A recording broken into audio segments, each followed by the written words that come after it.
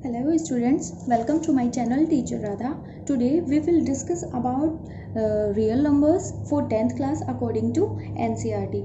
तो सबसे पहले हमारा क्वेश्चन आता है कि हम रियल नंबर्स कौन कौन से नंबर्स होते हैं। रियल नंबर्स हमारे सब नंबर्स से मिलके बने होते हैं। Natural number, whole number, integer, rational और इरेशनल नंबर्स से मिलके ही हमारे रियल नंबर्स बनते हैं। तो हमारे नेचुरल इन सब नंबर्स के बारे में हम प्रीवियस क्लास में पढ़ चुके हैं। तो हमारा जो नेचुरल नंबर है वो हमारा कौन कौन से नंबर्स होते हैं उसमें आते हैं हमारे 1, 2, 3, 4, 5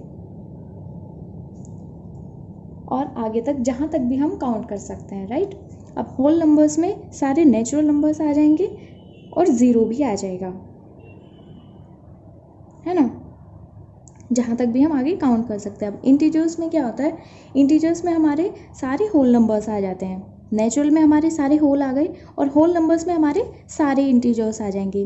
अब सारे इंटीजर्स आ जाएंगे 1, 2, 3, 4 and so on, and negative numbers भी आ जाएंगे, राइट। ये हमने पहले पढ़ ही चुका है।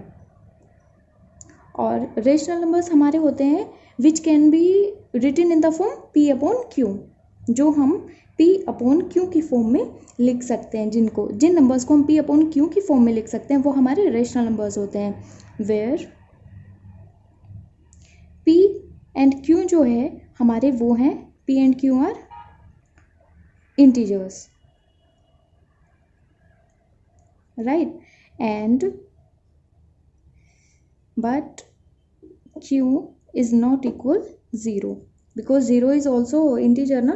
तो Q और P जो है हमारा वो इंटीजर्स तो होंगे, लेकिन जो हमारा Q है ना वो हमारा 0 के इक्वल नहीं आएगा कभी भी। अब बात कर लेते हैं इरेशनल नंबर्स के लिए। इरेशनल नंबर्स कौन कौन से होते हैं, which can not be written in the form P/Q, जिनको हम P/Q की फॉर्म में नहीं लिख सकते, वो होते हैं हमारे irrational numbers, okay. which can not be written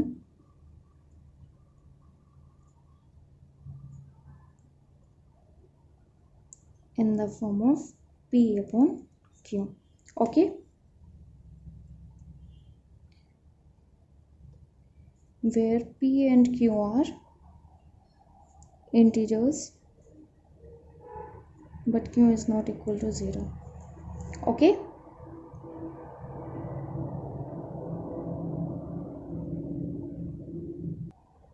अब बात करते हैं रियल नंबर्स की। हमारे रियल नंबर्स कौन कौन से होते हैं। Real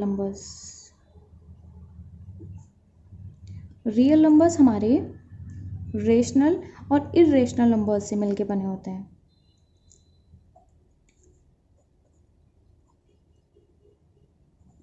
rational numbers and irrational numbers,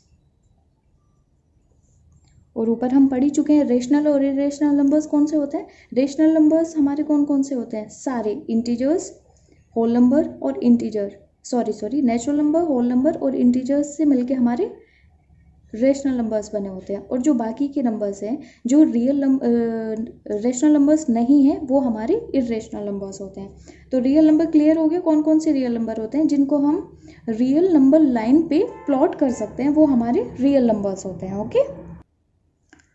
अब हमारा जो अगला टॉपिक नेक्स्ट टॉपिक है वो हमारा होगा यूक्लिड डिवीजन लेमा।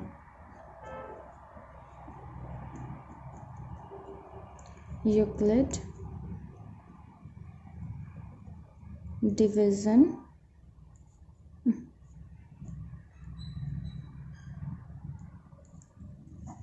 लेमा।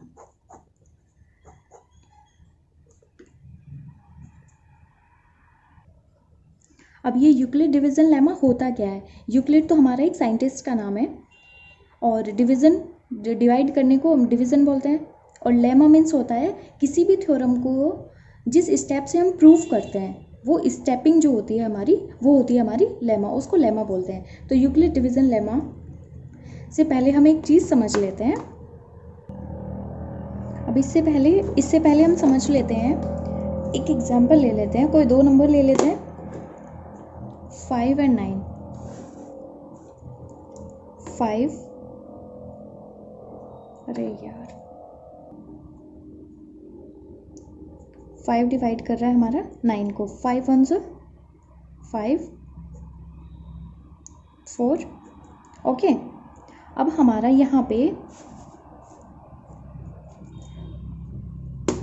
हमारा 5 है, हमारा 5 क्या होगा हमारा डिवाइज़र। ओके, 9 होगा हमारा डिविडेंड, है कि नहीं। जिससे हम डिवाइड करते हैं वो तो होता है हमारा डिवाइज़र, और जिसको डिवाइड करते हैं वो होता है हमारा डिविडेंड। और जो डिवाइड करने के बाद जो हमारा रिजल्ट आता है ये आ रहा है हमारा 1, तो 1 होगा हमारा क्वोशिएंट, और जो 4 होगा वो होगा हमारा, अब ये 4 होगा हमारा रिमाइंडर। तो 1 है हमारा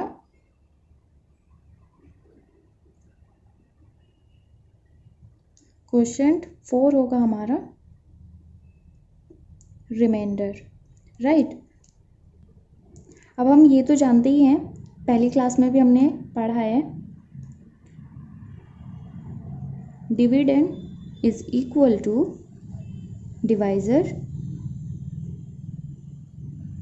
divisor into quotient plus reminder.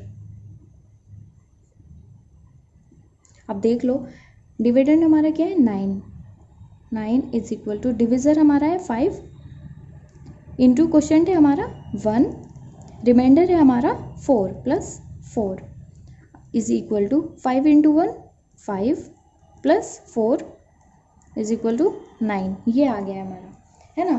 तो अब यूक्लिड डिवीजन लेमा भी हमारा यही बोलता है कि हमें given positive integers a and b, there exist unique integers q and r satisfying a is equal to b q plus r। ठीक है, तो ये थ्योरम है हमारी, इसको प्रूफ नहीं करना है, ये थ्योरम है हमारी, इसको प्रूफ नहीं करना है, सिर्फ इसका स्टेटमेंट ही है हमारा। यूक्लिड डिवीजन लेमा जो थ्योरम है सिर्फ स्टेटमेंट है उसका। अब स्टेटमेंट क्या है हमारा कि given positive integers a and b, given positive integers a and b, okay, there exist unique integers q and r, there exist unique integers q and r satisfying a is equal to b q plus r, okay, where r जो होगा हमारा वो हमारा 0 और b के बीच में ही लाई करेगा, right. ए है ए। अब देख लो, समझ लेते हैं, given 2 positive integers a and b, कोई हमें 2 नंबर तो दिए ही हुए होंगे ना, जब हम किसी को डिवाइड करेंगे तो 2 नंबर्स तो दिए हुए होंगे, और हम डिविज़र और डिविडेंड तो हमें गिवन होंगे, और यहाँ से हमें पता चल जाएगा उसके क्वोशिएंट का और रिमाइंडर का, राइट। तो यहाँ पे बोल रहे हैं given positive integers a and b हमें 2 नंबर्स दिए हुए हैं, okay. There exist unique integers q and r satisfying a is equal to b q plus r, okay. अब यहाँ पे a एंड b तो हो गया है हमारा डिविडेंड एंड डिवाइज़र, ठीक है, और q है हमारा क्वोशिएंट और r है हमारा रिमाइंडर, तो ये सेटिस्फाइंग तो कर रहा है इसको। अब देख लो, यहाँ पे हमारा ये जो 9 is equal to 5 into 1 plus 4 है, यही एग्जाम्पल ले लेते हैं, आसान रहेगा क्योंकि अभी हमने ये पहले ही समझ लिया है ना। तो a है हमारा, a एंड b है हमारा, सॉरी a एंड b हमारे 2 पॉजिटिव इंटीजर्स हैं, तो जो भी हमारा ग्रेटर होगा ना वो हमारा डिविडेंड होगा, और जो स्मॉलर होगा, क्योंकि 2 नंबर्स में से एक तो बड़ा होगा ऑब्वियसली और एक छोटा होगा, तो जो बड़ा होगा वो होगा हमारा डिविडेंड और जो छोटा होगा वो होगा हमारा डिवाइज़र, ओके। तो a एंड b हमारे ये हो गए हैं 9 इज इक्वल टू, b हो गया है हमारा 5, 1 हो गया है हमारा q प्लस 4 हो गया है हमारा r, तो ये हो गया A is equal to B into q plus R। और जहाँ पे जो हमारा B, ये जो R होगा हमारा, ये जो रिमाइंडर होगा वो हमारा 0 और B, ये जो हमारा डिवाइज़र है इससे हमें इसके हमेशा बीच में ही लाई करेगा। अगर देखो यहाँ पे हमारा जो B है वो हमारा आ रहा है 5 और ये जो R है ये हमारा 5 से कम ही होना चाहिए। अगर हमारा यहाँ पे 5 आ जाता, ठीक है, अगर हमारा यहाँ पे 5 आ जाता तो 5 1 जा 5, एक और कैरी चल जाती है यहाँ पे, है ना। तो हमेशा जो रिमाइंडर होगा वो हमारा डिविज़र से छोटा ही होगा। ओके, अब इससे आगे हम बात कर लेते हैं यूक्लियर डिवीज़न एल्गोरिदम की।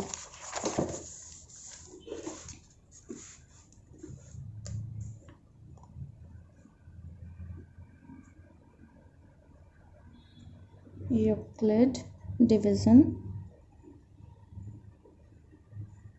एल्गोरिदम।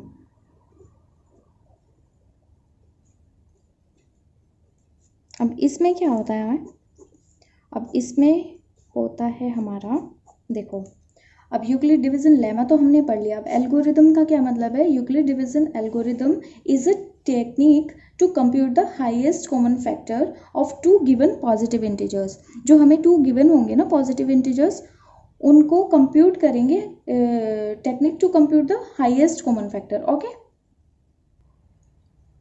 अब यूक्लिड डिवीज़न एल्गोरिदम से हम किसी भी दो नंबर्स जो होंगे हमारे पास, पॉजिटिव इंटीजर्स जो होंगे, उनका हम HCF निकाल सकते हैं। तो उसके लिए हमारे पास कुछ स्टेप्स हैं। तो हमारा फर्स्ट स्टेप क्या होगा, उसको HCF फाइंड करने के लिए उसका स्टेप फर्स्ट होगा हमारा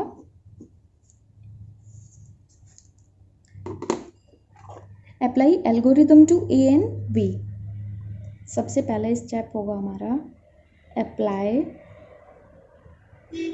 algorithm to A and B। Okay, A and B के लिए हम एल्गोरिदम अप्लाई करेंगे। वो होगी हमारी A is equal to B Q plus R। Okay, और यहाँ पे जो R होगा वो होगा हमारा 0 और B के बीच में लाई करेगा।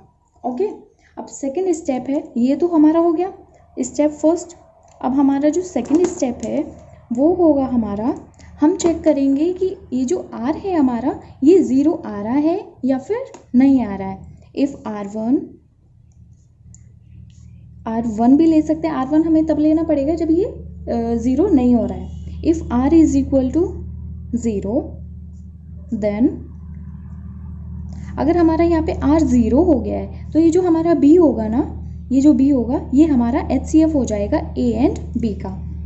If R is equal to 0 then B is the HCF of AB, then B is the HCF of A and B। Okay, step third है हमारा, यहाँ पे तो 0 हो गया है हमारा। ओके, अगर हमारा 0 नहीं हो रहा है तो फिर क्या करेंगे? If R is not equal to 0 then हम तब क्या करेंगे? Apply algorithm to divisor B and remainder R। Then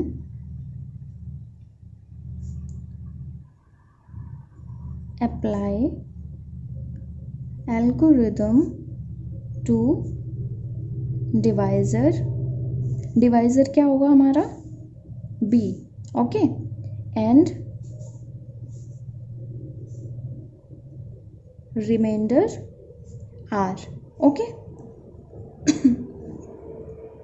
अब यहाँ पे जो B होगा डिविज़र, उसको हम ले लेंगे डिविडेंड के तौर पे। ओके, यहाँ पे B इज इक्वल टू, अब यहाँ पे जो हो जाएगा वो हो जाएगा हमारा R1 प्लस इंटू Q। यहाँ पे ले लेंगे हम R1S प्लस R2। यहाँ पे ये डिविडेंड है, ये डिविज़र है, ये क्वोशिएंट है और ये हमारा रिमाइंडर है। ठीक है, continue the process till the remainder be the 0। Here the last divisor जो होगा हमारा वो हमारा HCF हो जाएगा A और B का। जहाँ पे ये 0 हो जाएगा, रिमाइंडर जहाँ पे भी 0 हो जाएगा, ओके, वहाँ पे हमारा ये जो इसका जो डिविज़र होगा वो हमारा उसका HCF हो जाएगा। तो हमारा लास्ट स्टेप होगा, अब यहाँ पे अगर 0 हो जाता है तो ये यहीं पे इसका HCF मिल जा रहा था, है ना। अगर ये हमारा 0 नहीं हो रहा है तो ये जो हमारा B है, ये डिवाइज़र है यहाँ पे, इसको नेक्स्ट उसमें हम डिविडेंड के तौर पे यूज़ कर लेंगे। और टिल हम तब तक इसको करते रहेंगे जब तक कि हमारा रिमाइंडर 0 ना हो जाए। तो स्टेप 4 हमारा आ जाएगा, continue the process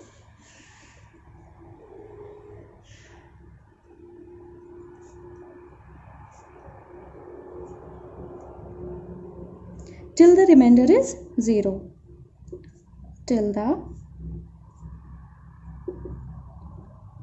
remainder is 0. Okay, the divisor at this stage, the divisor at this stage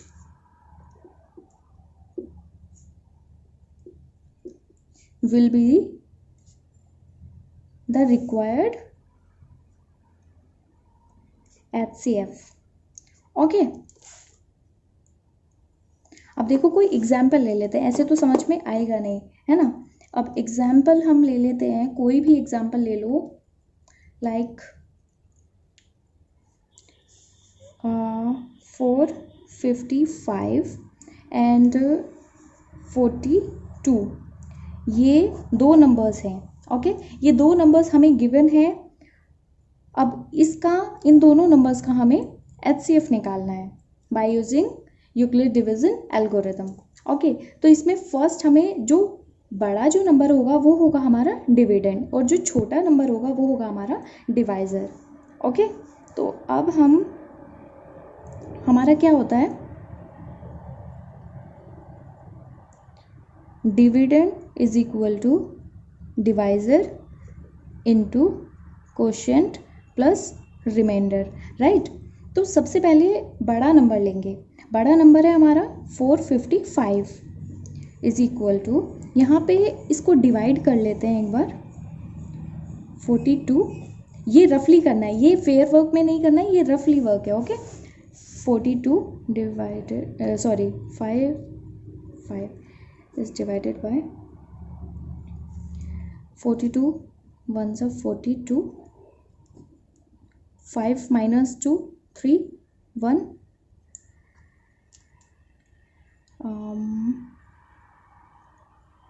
0 35। Okay, तो अब ये है हमारा 42, क्वेश्चन है हमारा 10, रिमाइंडर है हमारा 35।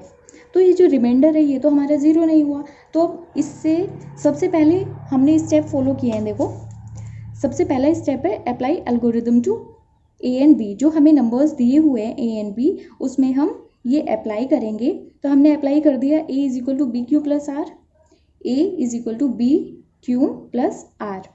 अगर हमारा R 0 है तो HCF हमारा ये हो जाता, अगर यहाँ पे ये 0 होता। अब लेकिन यहाँ पे 0 नहीं है, तो हम क्या करेंगे, ये जो हमारा डिवाइज़र है, ये जो हमारा डिवाइज़र है, इसको हम डिविडेंड के लिए अप्लाई कर लेंगे।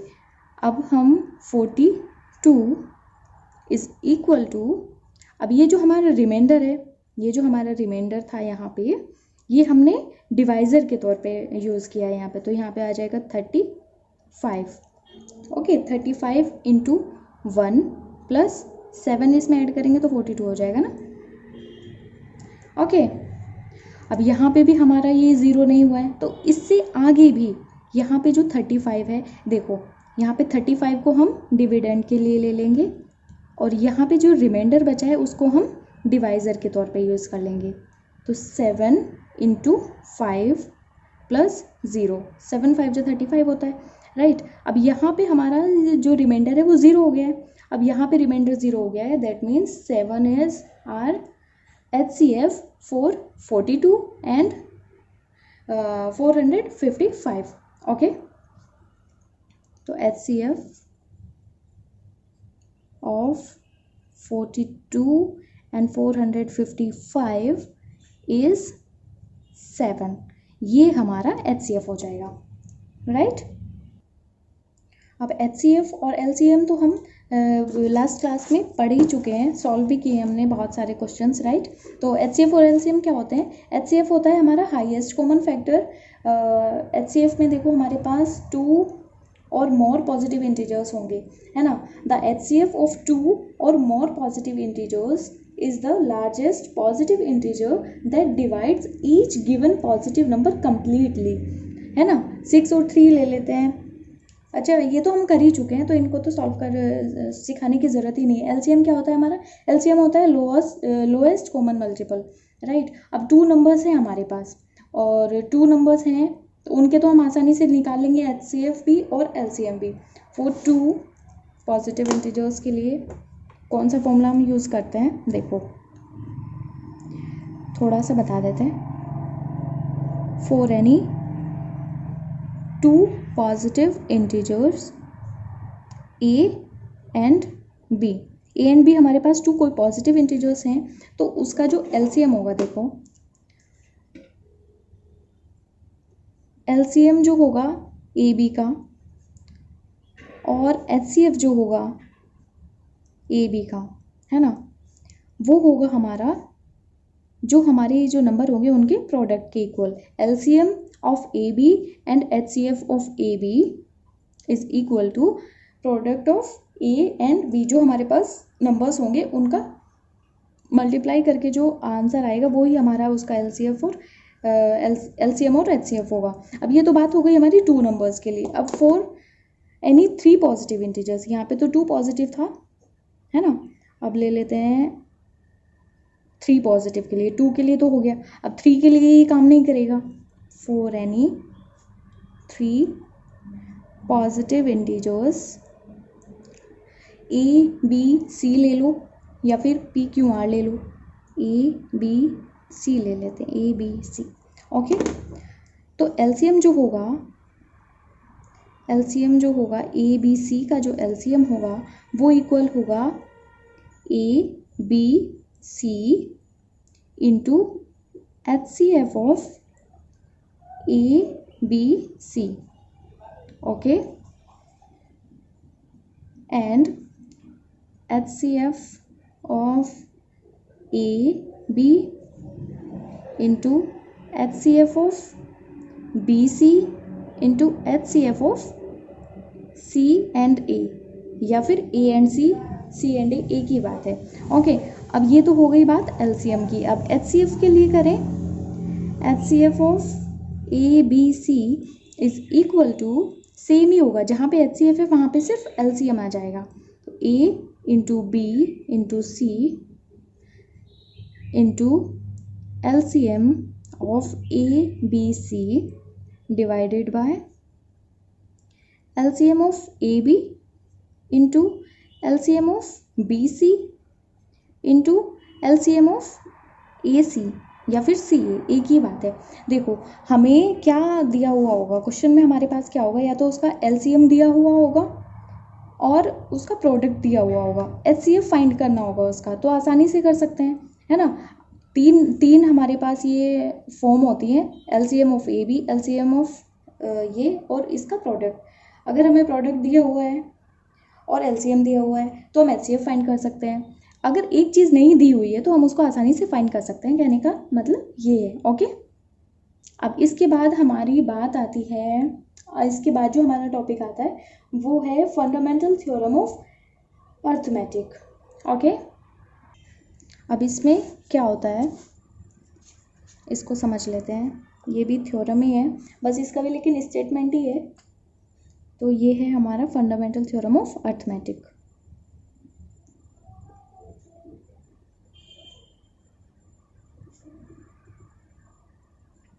Fundamental theorem of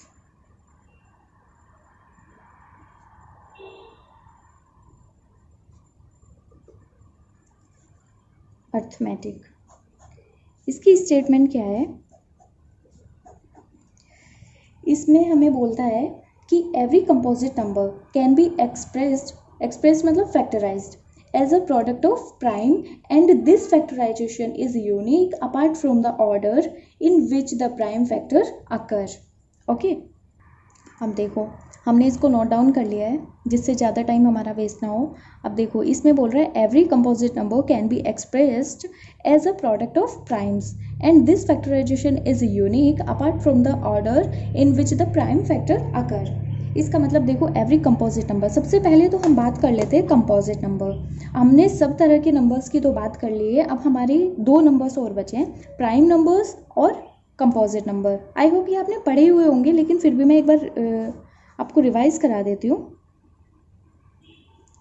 prime numbers and ये हो गए हमारे कंपोजिट नंबर्स। अब नंबर्स होते हैं हमारे 1 2 3 4 5 6 एंड सो ऑन, ये सब हमारे नंबर्स होते हैं, राइट। अब प्राइम नंबर्स में जो होंगे, प्राइम नंबर्स के हम फैक्टर करेंगे तो उसके 2 फैक्टर्स होंगे, एक तो 1 होगा उसका फैक्टर और एक वो खुद उसका फैक्टर होगा। तो इसके 2 फैक्टर्स होते हैं, एक तो 1 और इटसेल्फ। ओके, अब बात कर लेते हैं 1 की। तो 1 के फैक्टर क्या होंगे, 1 ही होगा, ठीक है। तो इसके तो 2 फैक्टर्स तो नहीं हो रहे हैं, तो 1 हमारा प्राइम नंबर भी नहीं है और कंपोजिट नंबर भी नहीं है। ओके, अब बात कर लेते हैं 2 की। तो 2 है हमारा, 2 के फैक्टर्स है हमारे 1 एंड 2। 3 के अब ले लेते हैं 3 के फैक्टर्स हमारे कितने होंगे, 1 एंड 3, राइट, 1 एंड 3। अब 4 के फैक्टर्स होंगे हमारे 1 भी होगा, 2 भी होगा, फिर ये खुद भी होगा, तो ये हमारा प्राइम नंबर नहीं होगा, है ना। 4 आ जाएगा हमारा कंपोजिट नंबर में। कंपोजिट नंबर्स में होता है हमारा जिसके फैक्टर 2 से ज़्यादा हो, जिसके फैक्टर 2 से ज़्यादा हो वो हमारे होते हैं कंपोजिट नंबर। 2 है हमारा 4 है हमारा, ये 1 से भी डिवाइड हो जाएगा, 2 से भी हो जाएगा और ये 4 से खुद से भी हो जाएगा, राइट। तो ये 3 फैक्टर हो गए, 3 फैक्टर मीन्स ये कंपोजिट नंबर में आएगा। अगर 2 फैक्टर होते इसके तो ये प्राइम नंबर्स में आता। अब बात कर लेते हैं 5 की। 5 भी हमारा 1 के टेबल में आता है, 5 के टेबल में आता है, इसके 2 फैक्टर्स हैं तो ये प्राइम नंबर्स की कैटेगरी में आएगा। बात कर लेते हैं 6 की। तो 6 हमारा प्राइम नंबर नहीं है, वो 1 के टेबल में आएगा, 2 के टेबल में आएगा, 3 के टेबल में आएगा, 6 के में भी आएगा, राइट। तो 6 जो होगा हमारा वो 1 के टेबल में आएगा, 2 के टेबल में आएगा और 3 के टेबल में आएगा और इसका फैक्टर 6 भी होगा, राइट। तो 1 2 3 4 फैक्टर हो गए, तो ये कंपोजिट नंबर में आएगा। अब है नेक्स्ट 7 हमारा 1 भी है, 1 भी है इसका फैक्टर और 7 खुद भी इसका अपने खुद का फैक्टर है, तो ये 2 फैक्टर्स हैं इसके, तो दैट मीन्स ये प्राइम नंबर होगा। अब 8 की बात कर लेते हैं। 8 हमारा 1 से भी डिवाइड हो जाता है, 2 से भी डिवाइड हो जाता है, 3 से डिवाइड नहीं 4 से डिवाइड हो जाता है, ठीक है, और हमारा 8 से भी डिवाइड हो जाता है। तो जो 2 फैक्टर हो रहे हैं किसी नंबर्स के तो वो प्राइम नंबर हैं, अगर 2 से ज़्यादा फैक्टर हैं तो वो हमारा कंपोजिट नंबर है।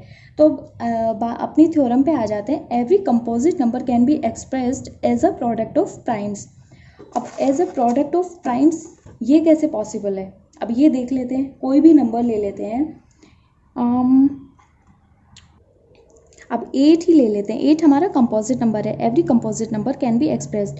अब 8 है हमारा कंपोजिट नंबर, तो उसके हम फैक्टर कैसे करेंगे, 1 इंटू 2 इंटू 2 इंटू 2, 2 2 4 2 8। तो यहाँ पे बोल रहा है every composite number can be expressed as a product of primes. तो ये 2 हमारा प्राइम नंबर है, 2 हमारे प्राइम नंबर्स हैं, तो प्रोडक्ट ऑफ प्राइम्स, तो प्रोडक्ट ऑफ प्राइम्स हो गया है।